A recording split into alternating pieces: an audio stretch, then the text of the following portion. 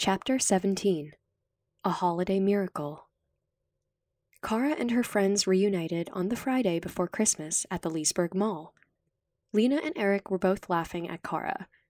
Alex was trying to keep a smile from her face, but Eric's mirth was hard for her to resist. Even Kara couldn't keep from laughing at herself, but it wasn't a happy laugh. It was more like the laughter when someone was tickling her, forcing a feeling she didn't want to feel. She should be feeling embarrassed and belittled, but she was frustrated that she couldn't feel that way. "I'm sorry," Lena said, trying to summon the proper sympathy. "I just can't believe that nobody told you." "It was our fault," Alex said, as she managed to shake her laughter and got serious. "We thought it was cute during her first Christmas, and then last Christmas. Well, my dad had just... Anyway, we didn't celebrate the holidays last year." The mention of Jeremiah was enough to wreck the insultingly amused mood, thankfully. The mall adventure had started well enough, but when the four had walked past a mall Santa, something had seemed fishy to Kara, so she had looked a little closer at the jolly man. When she saw that his beard wasn't real and that he wore padding over his belly to make him look fatter, Kara simply stated the obvious. "I don't think that's the real Santa." And, well, that was how Kara found out there was no Santa. "I'm sorry," Eric also apologized. "I understand that nobody told you, but how did you think Santa could visit all the houses and deliver presents in one day?" "I don't know." Kara could not meet their gaze. She felt humiliated. "I thought he had powers like me. I wished I was him because he could make people super happy." Nobody was laughing anymore. Kara wasn't sure why.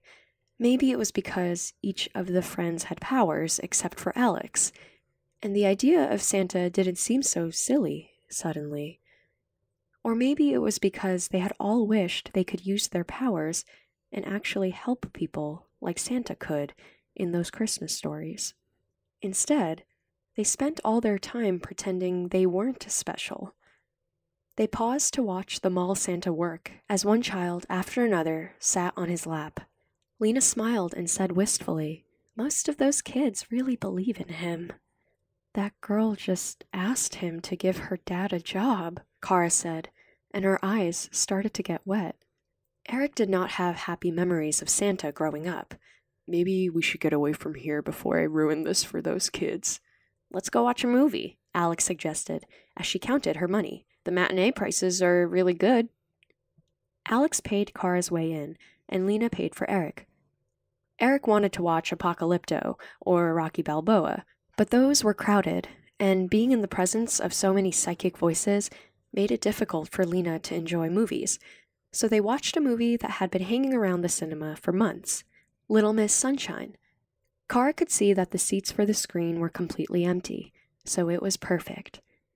They got a huge, endless bucket of popcorn and a mega-sized Diet Coke and sat down in the back, despite having the pick of any seats in the room. Kara loved the movie. She imagined the four of them as characters in the movie. Alex was the mom, always trying to be responsible in spite of the craziness around her. Lena was the dad, always having big, crazy ideas.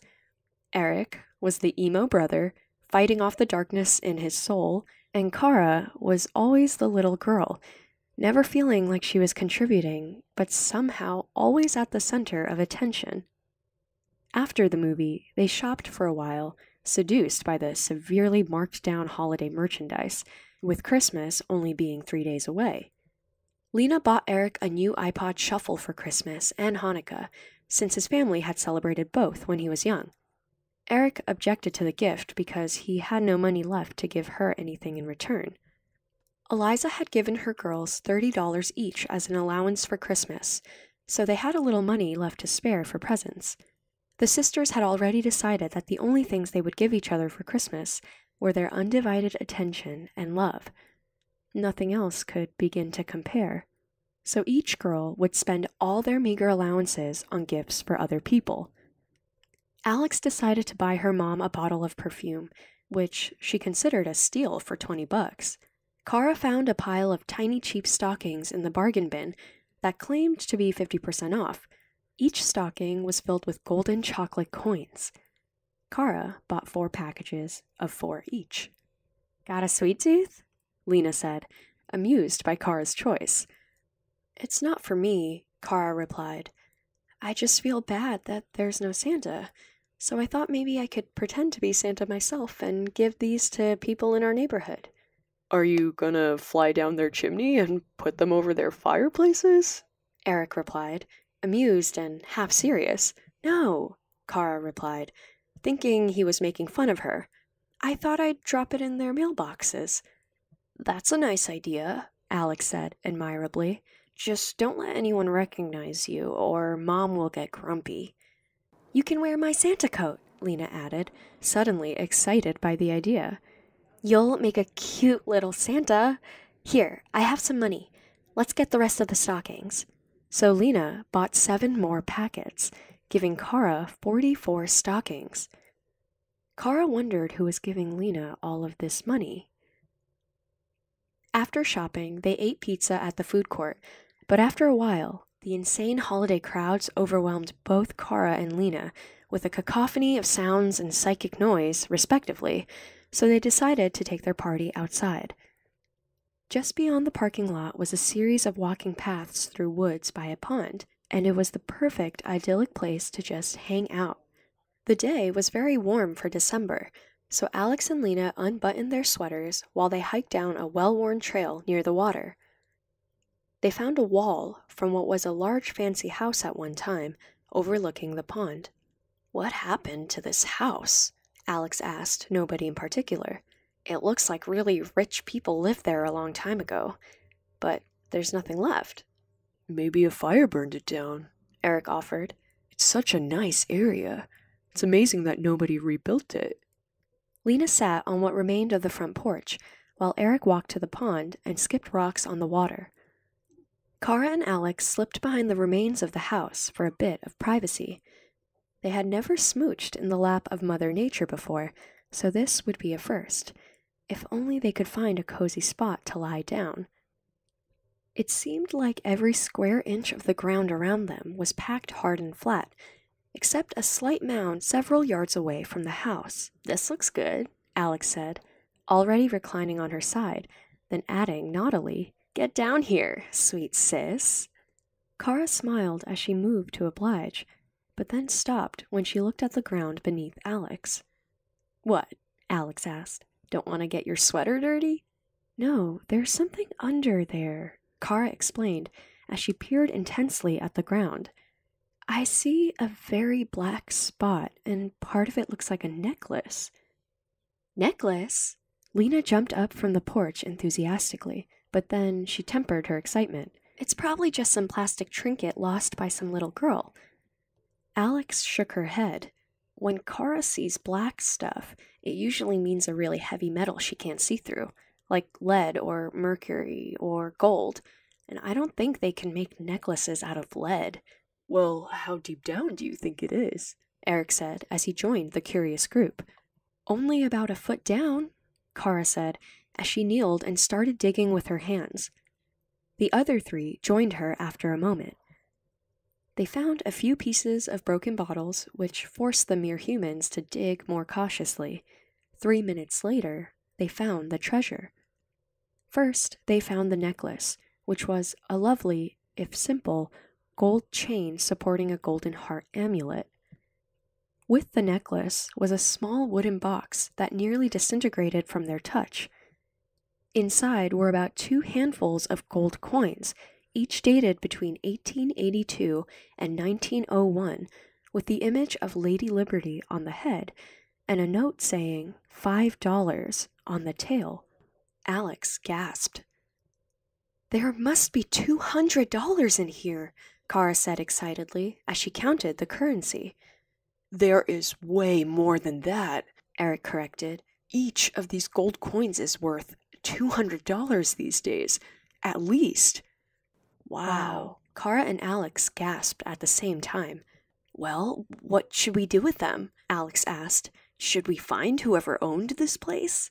Lena laughed. "I'm sure they are long dead. Nobody is looking for this money, or they would have found it decades ago. It's barely even hidden.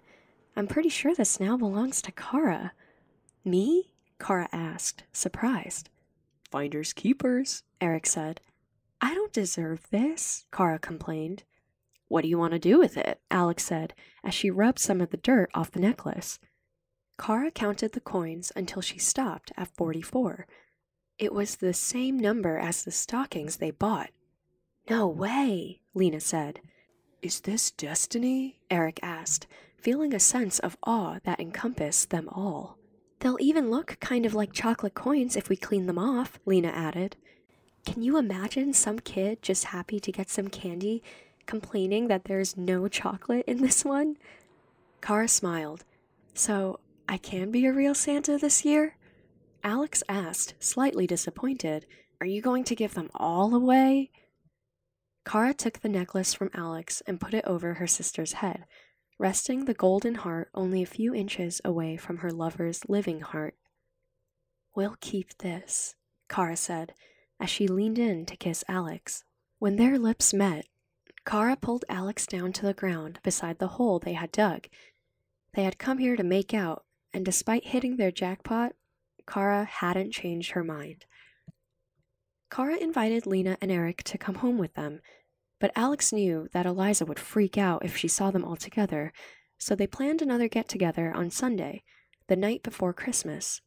In the meantime, Kara and Alex meticulously cleaned all of their treasure until the gold shined brightly. They spread the stockings out on Kara's bed in 4 rows. They removed 1 chocolate coin from each and replaced it with a gold coin.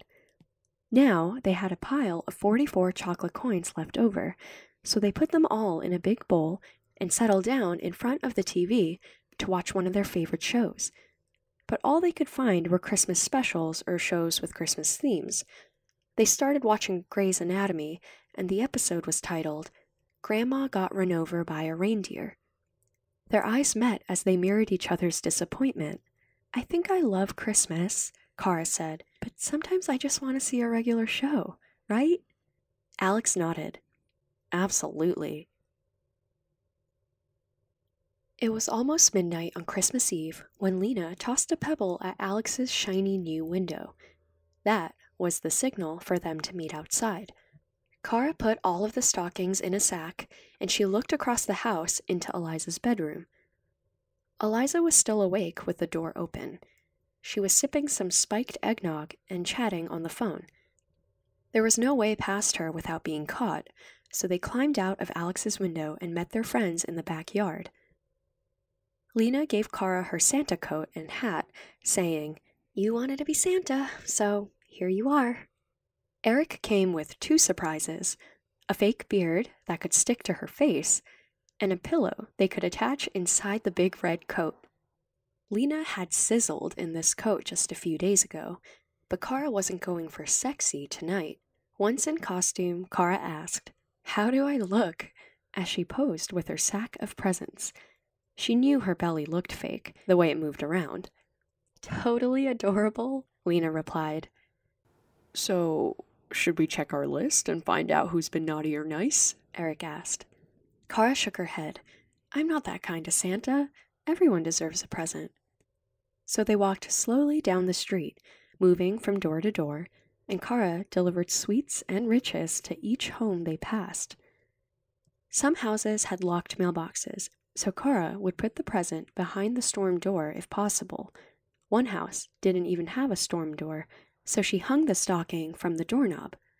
As they turned onto another street, they entered a poorer neighborhood. They were frustrated by one apartment building where every mailbox was locked, and the door inside the porch was locked as well, so their Santa couldn't get to any of the 6 apartments in the building. There was no place to put the stocking such that the residents would know who the gifts were for. Eric suggested that they skip on to the next home. There were many more houses in Leesburg than Kara had stockings for. But Kara knew these were probably the poorest residents around, and they would appreciate this gift more than anyone. "What can we do?" Alex asked with little hope. "We have a super-powered Santa here, and you have so little faith?" Lena asked. But Kara had little faith in herself too, so she stared at the locked door as if it was a vault. But how can I get inside? You can do it, Eric prompted with a reassuring smile that bolstered Kara's confidence. Think outside the box. Nothing promising came to mind, so Kara concentrated and let her senses open up. Voices that were background noise came to the fore, and for once she listened to them while she scanned the building with her eyes. A young couple 2 rooms away were apparently celebrating Christmas while smoking a joint. Where is the Chinese food already? I'm so fucking hungry, the boy asked. We only ordered it a few minutes ago, right? The girl replied. Really? I don't fucking know. Kara walked over to the row of buzzers and pressed one for a room on the 2nd floor. Hello? Replied a sleepy voice. Sorry, I pressed the wrong button, Kara replied. The voice cursed a few times, then cut off.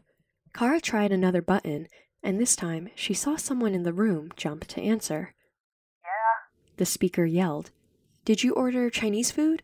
Kara asked. Finally, Was the response, and the door opened. I knew you could do it, Lena said supportively, while she petted the little Santa on the back and handed her the sack. Kara's friends remained on the porch, while Kara hurried inside. She quickly placed one stocking after another on each doorknob on the 1st floor, then began to do the same on the 2nd floor when she ran into the stoned couple that had just let her into the building. They were waiting outside of their apartment, hungry for kung pao shrimp and crab rangoon, when a funny-looking Santa climbed out of the stairwell. Hey, Santa! The man said, too loudly, and laughed. Did you see a Chinese guy around here? Kara didn't reply, but just handed him a stocking. Fucking A, the man said when he noticed the chocolate coins inside. Want to party for a bit, little Santa baby? Kara smiled and shook her head. She put another stocking on the other 2 doors. Just as she stepped back into the stairwell, the couple's voices called after her excitedly. Hey, Santa! Kara darted down the steps almost faster than the sound of their voices, afraid of a confrontation. She stopped in her tracks when she emerged from the 1st floor, as a heavy-set man in his pajamas emerged from his room, rubbing his bloodshot eyes. What the hell is going on out here? Who are you? Kara fled to the front door, where her friends were waiting. Come on, she urged as she bolted right by them.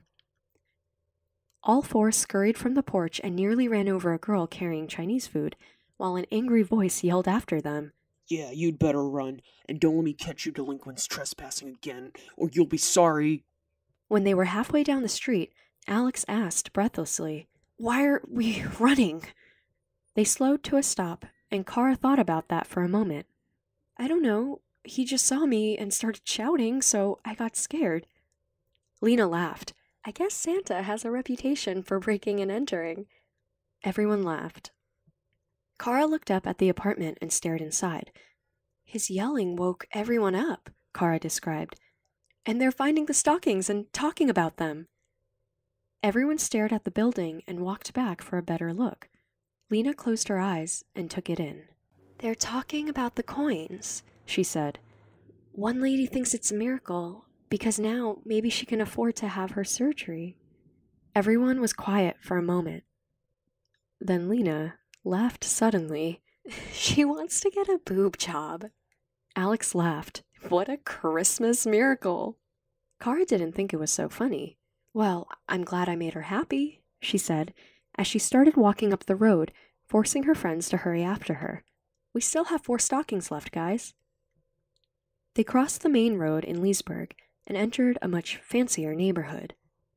The first house was magnificent. I think a gold coin would be spare change for these people, Alex said, disgusted even with the idea of adding to their bank account. But they all noticed a car in the driveway that was out of place. The old Honda Tercel showed rust at the bottom, but otherwise was sparkling clean both inside and out, like a homeless man trying to look his best at a job interview. The car door was unlocked, so Kara opened it a crack and dropped the stocking on the driver's seat. The next building was a synagogue. "Do you think they'd want a Christmas present?" Alex asked Eric directly, since his mom had been Jewish. "I'm sure they'll make good use of it," Eric said. He took the stocking up to the temple himself, which seemed more appropriate than a Santa doing it. The next house was almost invisible, far away from the road with a mailbox sitting on a post at the street. They stuffed the stocking inside and raised the flag, signifying that the residents had mail. The final house on the street was very familiar to Kara and Alex. This was Cookie's house. Alex, Lena, and Eric didn't even pause. They intended to walk right on by. But Kara reached into her sack and withdrew the last stocking. "You have to be kidding," Lena said. "I'm pretty sure she's on the naughty side of the list." "Maybe if people did nice things for her, she wouldn't be so mean," Kara said forgivingly. "Are you sure you want to do this?" Alex asked, ready to support whatever Kara wanted. Kara nodded. "You are a better person than me," Lena said solemnly. Kara's friends slunk back behind some bushes as Kara carried the stocking to the front porch very slowly, as though she expected something to jump out at her at any moment. The porch was wide and deep, making Kara feel like she was invading the house when she reached the front door. The mailbox was a simple slot that dropped the mail into the house. When Kara slipped the stocking inside, a window off to Kara's right opened abruptly. Cookie stared at the cute Santa and asked, "What are you doing?" She was more curious than she was upset. Kara replied in an obviously fake deep voice, "Merry Christmas." Cookie closed the window and started walking towards the door, so Kara hurried off the porch and towards the street. The front door opened just as Kara met her friends behind the bushes, and all four hastened down the street. A moment later, they heard Cookie yelling something that stopped them dead in their tracks. "Merry Christmas!"